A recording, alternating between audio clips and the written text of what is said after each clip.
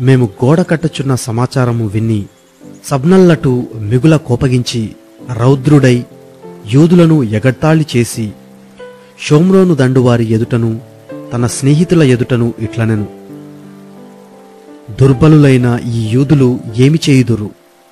తమంతట తామే ఈ పని ముగింతురా? బలులు అర్పించి బలపరచుకొందురా? ఒక దినమందే ముగింతురా? కాల్చబడిన చెత్తను, కుప్పలుగా పడిన రాళ్లను మరలా బలమైనవిగా చెయ్యుదురా? మరియు అమ్మోనీయుడైన టోబియా అతని యొద్ద నుండి వారు కట్టిన దానిపైకి ఒక నక్క ఎగిరినట్టయి వారి రాతిగోడ పడిపోవుననెను. మా దేవా, ఆలకించుము. మేము తిరస్కారము నొందిన వారము. వారి నింద వారి తలల మీదికి వచ్చినట్లు చేసి వారు చెరపట్టబడిన వారై వారు నివసించు దేశములోనే వారిని దోపునకు అప్పగించుము. వారు కట్టువారిని బట్టి నీకు కోపము పుట్టించి ఉండిరి గనుక వారి దోషమును పరిహరింపకుము, ఎదుట వారి పాపమును తుడిచివేయకుము. అయినను పనిచేయుటకు జనులకు మనస్సు కలిగి ఉండెను గనుక మేము గోడను కట్టుచుంటిమి. అది సగము ఎత్తు కట్టబడి ఉండెను. సబ్నల్లటును, టోబియాయును, అరబీయులును, అమ్మోనీయులును, అష్డోదీయులును యెరూషలేము యొక్క గోడలు కట్టబడననియు బీటలన్నీయు కప్పబడననియు వినినప్పుడు మిగుల కోపపడి యెరూషలేము మీదికి యుద్ధమునకు వచ్చి పని ఆటంకపరచవలనని వారందరూ కట్టుకట్టి మమ్మును కలతపరచగా మేము మా దేవునికి ప్రార్థన చేసి వారి భయము చేత రాత్రింబగళ్ళు కావలియుంచితిమి.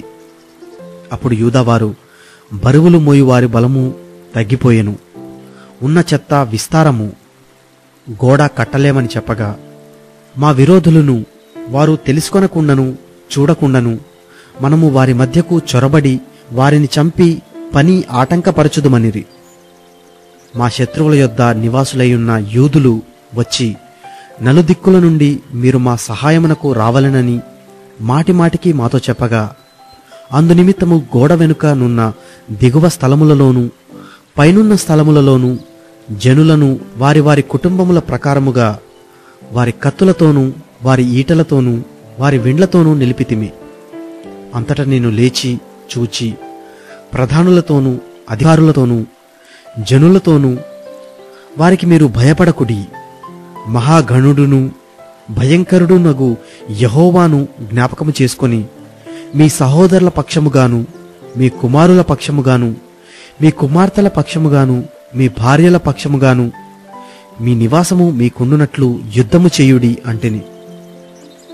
వారి యోచన మాకు తెలియబడిననియు దేవుడు దానిని వ్యర్థము చేసెననియు మా శత్రువులు సమాచారము వినగా మాలో ప్రతివాడును తన పనికి గోడ దగ్గరకు వచ్చెను.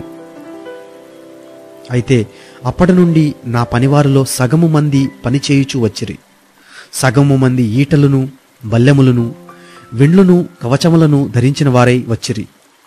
అధికారులు యూదులలో ఆయా ఇంటివారి వెనుక నిలిచిరి.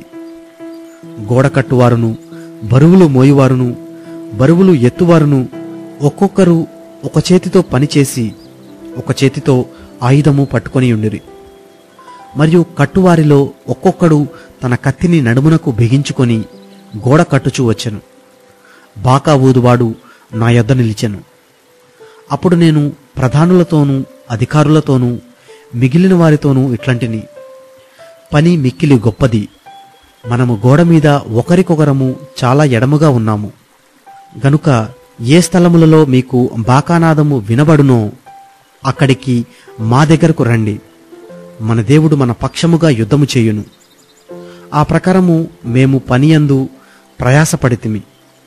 సగము మంది ఉదయము మొదలుకొని నక్షత్రములు అగుపడు వరకు ఈటలు పట్టుకొనిరి. మరియు ఆ కాలమందు నేను జనులతో ప్రతివాడు తన పనివానితో కూడా యెరూషలేములో బస చేయవలెను. అప్పుడు వారు రాత్రి మాకు కాపుగా నుందురు, పగలు పనిచేయుదురని చెప్పితిని. ఇలాగున నేను గాని నా బంధువులు గాని నా పనివారు గాని నా వెంబడియున్న పారావారు గాని ఉదుగు కొనుటకు తప్ప మరి దేనికిని మా వస్త్రములను తీసివేయలేదు.